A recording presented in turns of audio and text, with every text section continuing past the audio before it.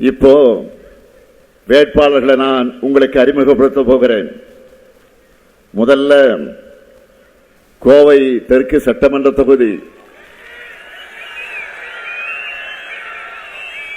நமது வெல்லும் வேட்பாளர் வி. செந்தில் பாலாஜி அவர்கள், முன்னாள் அமைச்சர், கழகத்தின் மேற்கு மண்டல பொறுப்பாளர். அவரை பற்றி உங்களுக்கு அறிமுகம் செய்ய தேவையில்லை. செந்தில் பாலாஜி என்றாலே செயல் வீரர், செயல் வீரர் என்றாலே செந்தில் பாலாஜி. நினைச்சத சாதிச்சு காட்டுபவர் செந்தில் பாலாஜி. அதனாலதான் கோவையில் நிற்கிறார். எந்த வேலையை ஒப்படைச்சாலும் அதை சிறப்பாகவும் எதிர்பார்த்ததற்கு மேலேயும் செய்யக்கூடிய ஆற்றலை பெற்றவர்.